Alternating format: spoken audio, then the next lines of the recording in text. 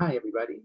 My name is Dr. Stephen Glicksman, and I've been asked to talk to you about managing stress in stressful times. Before we begin, I'd like to thank the sponsors of today's talk, Tzvi and Erica Solomon, in memory of Tzvi's grandfather, Rabbi Dr. Colonel Victor Solomon. And I hope what I share with you you find helpful. I'll also say that this talk is aimed towards parents of children with specialized needs. So many of the examples I give, many of the comments I make are going to be aimed towards that audience, but hopefully what I say is going to be useful for everybody who might stumble across this talk. The reason we're talking about this topic is because clearly today, as a community, as a planet, we're going through a stressful experience. It is true that the world has gone through other, probably more stressful eras in the past and has made it through. But I certainly don't recall any event, any time span in my lifetime, even after 9/11, where our daily lives have been so impacted as they are now, and apparently will be for a while. So stress is here. Existential stress, like what does this virus mean to us? And practical stress, like how am I supposed to work? Or clean for Pesach, or just not go crazy when everyone in the house is around all the time and seems to need me every second of the day. It's also true that as families of children with specialized needs, we're always used to having what I call specialized stress on a regular day. I'm sure some of you have heard a friend of theirs in a totally stressed out tizzy because their child has, strep throat or a fever, and you're thinking, yeah, but she'll get better in a week, right? Just by waiting. Or, doesn't a regular doctor handle that? Or you may have heard somebody freaking out because he or she has to prepare for Shabbos and drive carpool this week, and you're thinking, I have to prepare for Shabbos, including special food, and I have to call the insurance company, and I have to arrange makeup therapy sessions, and I wish my child could go to that school and I could drive carpool. Hearing a parent cope with their child's unplanned school break by saying, and if she misses math for a couple of weeks, it's not that big a deal, isn't necessarily the same as saying, I'm missing 2 weeks of physical therapy is not that big a deal. I'm not trying to belittle other people's stress. I'm just saying that one of the specialized things that comes along with having a child with specialized needs is the notion of sometimes having specialized stress. I also know, however, that we will get through this. This period will end, and things will get back to whatever it was that we considered to be normal in the past. I know that our families in particular have already survived and have already thrived in experiences that prior to them happening, we never would have thought we could. And for the record, when this current crisis is over, I know that we'll still feel stressed sometimes, just like we did before the current crisis started. So hopefully, whatever advice I can share with you now will be useful not just for the current time, but in the future as well. So what I'd like to do now is share 4 practical suggestions, really 2 sets of 2 mindsets for you to use when you need them. Keep them in your back pocket, share them with your children, although not in these words, but through your actions and through your responses to them. 4 rules of thumb to post on your refrigerator, look at every once in a while to get you through this and all stressful times. And the first rule of thumb to keep in mind is that stress is a gift. There's a reason that God gave us the emotion of stress. When you look at the physiological manifestations of stress, increased heart rate, muscular tension, pupils dilate, you ask yourself, why do these things occur? So the reason is fight or flight, right? The fight or flight response is very important. It's a very adaptive response. If a bear is running towards you and you're not stressed by that, you're probably going to end up the bear's next meal. Stress is our body's pre-wired response to dangerous situations. Stress tells our bodies that something needs to be done, and it prepares, it helps our bodies react to that dangerous situation. When you feel stressed, keep in mind that stress is your body's way of telling you that something needs to get done. Now, if I were to stop here, I'm guessing most of you would leave thinking that was completely unhelpful, because all he did was say that when I'm feeling stress, it means I have to do something. It means that I have more to do. So that's why I'm not stopping here. Instead, I'll point to the second rule of thumb, which is stress is often a poorly chosen gift. Rule of thumb number 2 is the qualifier of rule number 1. But you need rule number 1 to understand rule number 2. Stress is a gift, but it isn't like getting a sweater for your birthday. It's like getting a sweater that's 2 sizes too small for your birthday. We still need to be thankful that someone thought to give us a present. We still need to be appreciative of what was given. It's just not so useful in its present form, because, and think back, because everything builds on itself, right? There's a reason that the rules are being given in this order, right? I'm a developmental psychologist. Order matters. So think back to what stress does, right? It gives us the tools to act. To act how? By increasing our heart rate, by dilating your pupils, so that if we're attacked by a bear, fight or flight, we can either fight or run away. Our heart rate goes up because the oxygen is flowing to our muscles, right? Our muscles tighten so that we get ready to run towards the bear, or, my personal choice, run away from the bear, right? We often turn pale when we're stressed, right? We get pale because why we feel hot and bothered, right? Because the blood is rushing away from our skin, so that if we get scratched by the bear, we don't bleed as much, right? That's a great gift if you're being chased by a bear. A sweater is a great birthday present if it fits. The problem is our physiological stress response doesn't typically fit our situations today. When I'm on hold with the insurance company, I'm annoyed and I'm stressed, but I'm not really in danger, right? When my kids need me to help them with their homework and I'm trying to cook dinner and I feel my heart racing and my skin turning pale, that's a fight or flight reaction. But it's not a fight or flight situation. But here's the key. Once I understand that the feeling I'm having, stress, is not a bad thing, but the physiological manifestation of that stress just doesn't fit the moment, then I can do something to make myself feel better, so that I can address the cause of my stress in a more adaptive, appropriate way.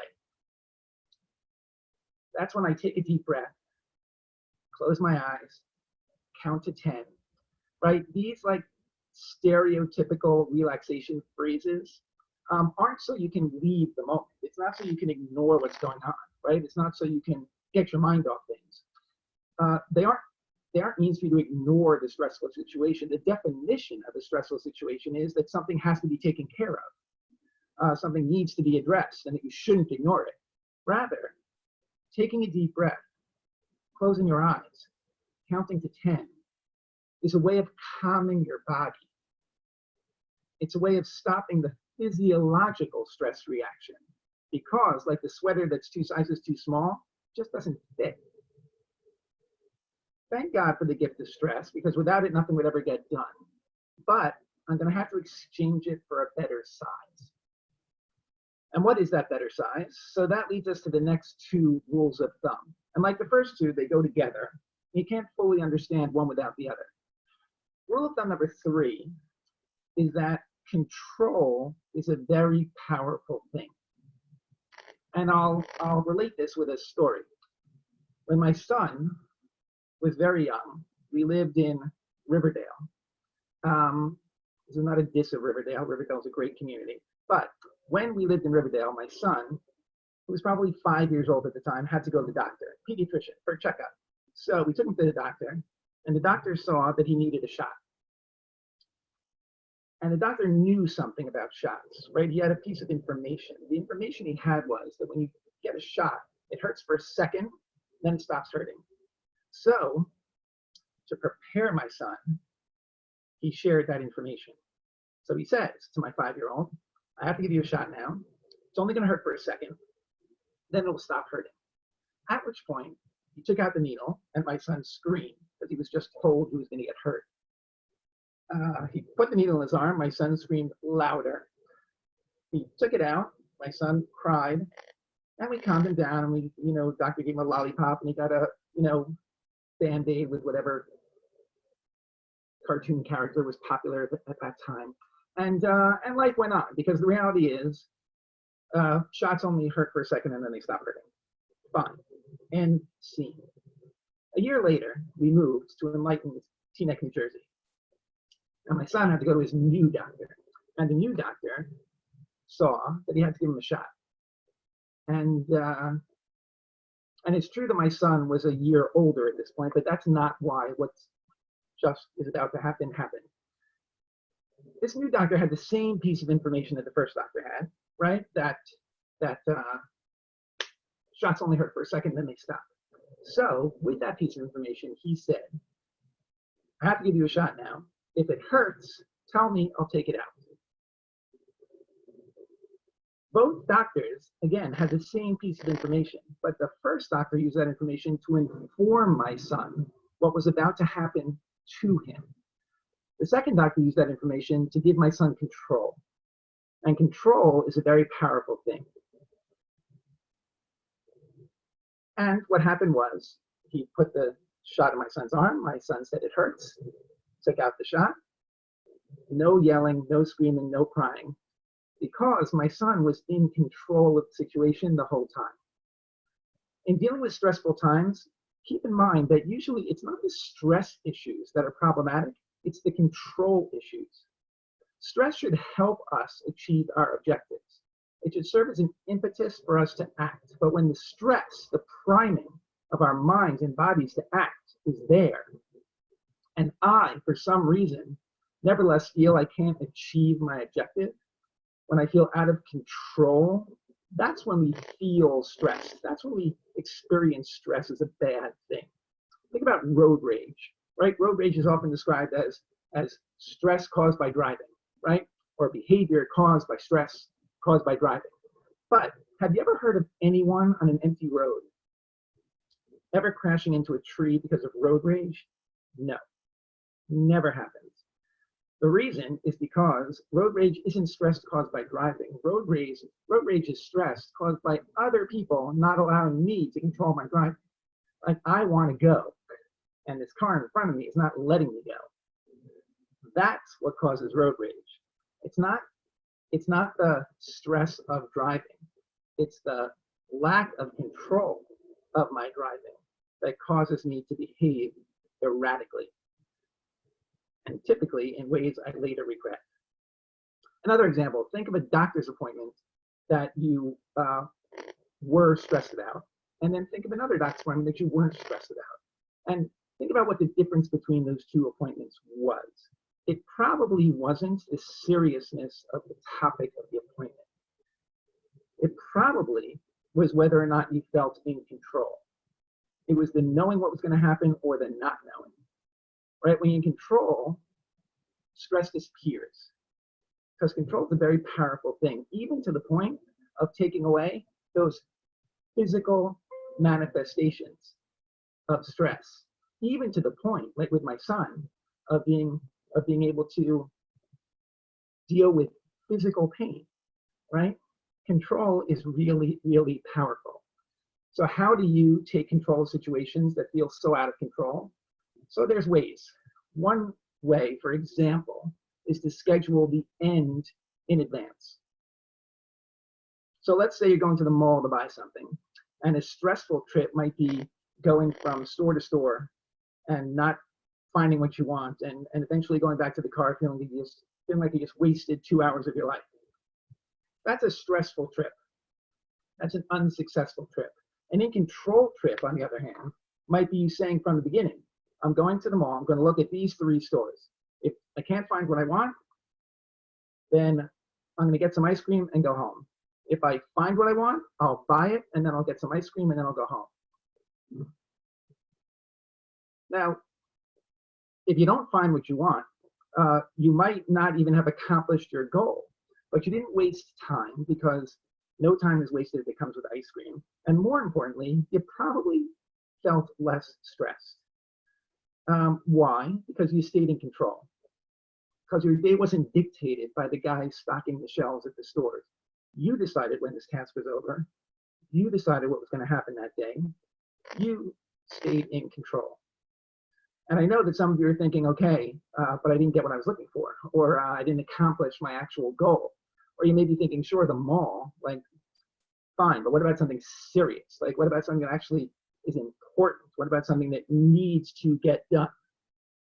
And that's when rule number 4 comes in.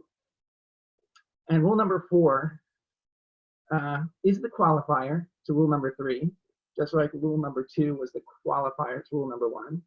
And rule number 4 is true about those everyday mall trips, and it's true about taking care of our children with and without specialized needs, and it's true about life in general. And honestly, I believe that it's the foundation of any particular stress relieving technique that someone might share with you, and that is, okay is okay. We don't need to be perfect. Okay is okay. That's the rule. And even in situations where you think you need to be perfect, and we have those situations sometimes because life is serious. But even in those situations where you really think, if I don't take care of this right now, something bad will happen. The truth is that even when we have felt that way, and then reality got in the way and we just couldn't do what needed to be done, life went on. We've had situations where the line was busy. You know, we've had situations where we've said, I have to call the insurance company. I have to get this taken care of first thing. I can't go on with my day without it. And then you call and the line is busy. Or you call and the message says, we're experiencing heavy call volume. Call back in an hour. So we hang up and we make a cup of coffee, or we go do something else, or we move on to the next thing. And we call back in an hour. We try again later. What does that teach us? It teaches us that apparently I can make a cup of coffee before I try the insurance company. Apparently the world won't collapse if I take 10 minutes or 20 minutes or an hour to myself. When I run errands, sometimes the grocery shopping takes me 20 minutes, sometimes it takes me 30 minutes, and I'm always running, right? What does that tell me? It tells me that if I get out of the store in only 20 minutes, I actually have 10 minutes left to just sit in my car and just relax.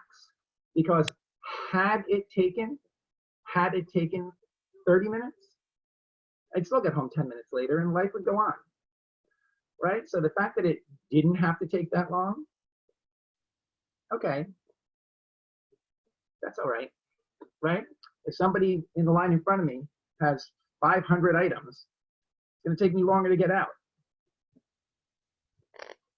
And then I'll come home and the next thing will happen. So, you know, I can assume the person's not going to have 500 items in their cart, and I could take time to read the funny greeting cards just for myself, right? That's what I'm saying. My favorite story that reflects this is that I worked in a group home, still work in the group home, and one day the physical therapist came to do her session, and the child that she was coming to see was taking a bath, which was really bad and totally our fault. Like we knew the therapy schedule. It wasn't an emergency bath. We just messed up. And the kid was in the bath when the therapist came. And she was not pleased because therapists, as you might know, run from house to house to house, and they're very strict and they have their time and they can't be late, and it wasn't pretty. And she was not happy with us. And she explained to us that if the child is not going to have to miss her physical therapy, that her muscles are going to atrophy. And if her muscles atrophy, she's going to get very tight, and she's going to get stiff. It could affect her breathing. Really bad things could happen. And I apologized, and I said, I'm really sorry, physical therapist, and it was totally our fault, and it will not happen again. And I really apologize, and I'm so sorry. And she said, yes, I'm glad you understand the seriousness of this, and thank you very much. And then I said, but before you leave, you have to discuss your vacation schedule. And she said, yeah, I put in for vacation, I'm going away for 10 days and 2 weeks. I already, sent in my form. And I said, no, I understand that. I get that. But, when we approved that, I didn't realize how serious it was for you to not be here to provide the service.